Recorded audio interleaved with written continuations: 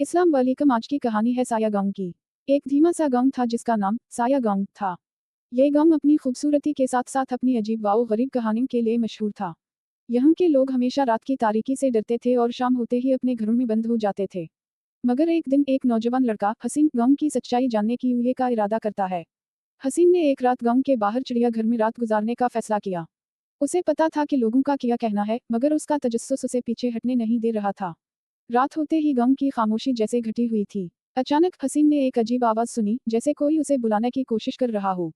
वो आवाज एक पुरानी खोई हुई इमारत के करीब से आ रही थी। हसीन ने जैसे ही इमारत के करीब पहुंचा, वहां के लोगों की कहानियां इसके जहन में गूंजने लगी। गांव के बुजुर्ग लोग कहते थे कि इस इमारत में एक बिछड़ता हुआ रूह रहता है, जो अपने खोए हुए प्यारों का इंतजार कर रहा है।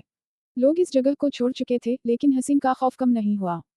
हसीन ने जब इमारत के अंदर कदम रखा तो यकायक एक साया इसके सामने आया। हसीन ने देखा कि वो एक औरत का साया था जिसकी आंखों में दर्द और तन्हाई की गहराई थी। क्या तुम मेरे लिए कुछ करने आए हो? साये ने कहा। हसीन ने अपनी हिम्मत जमा करते हुए पूछा, आप कौन हैं? मैं इस गांव की एक रूह हूँ, जो अपने प्यारों की खातिर यहाँ फंस गई हूँ। मुझे आज़ाद करने के लिए आपको इस गांव की सच्चाई जानना होगी। साया ने कहा। हसीन की आंखों में खौफ था मगर तजस्सुस भी। इसने तय किया कि वो गांव की मुनकशिफ सच्चाई जानने के लिए तैयार था। हसीन ने गांव के बुजुर्गों से बात शुरू की। इन्होंने उसे बताया कि साया एक खूबसूरत लड़की थी जिसे बेवफाई के सबब मार दिया गया था। इसकी मोहब्बत का संगीन अंजाम था। अब वो साया गांव की रूहों को अजाब दे रही थी।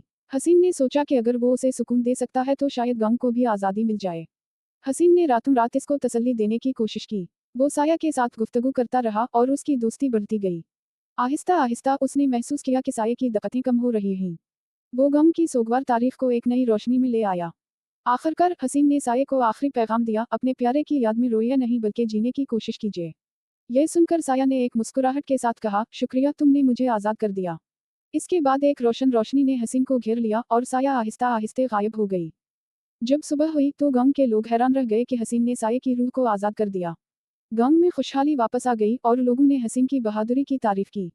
लेकिन हसीन ने जान लिया कि कभी कभार सच्चाई का सामना करना बहुत ज़रूरी होता है, चाहे इसका रास्ता कितना ही खौफनाक क्यों ना हो।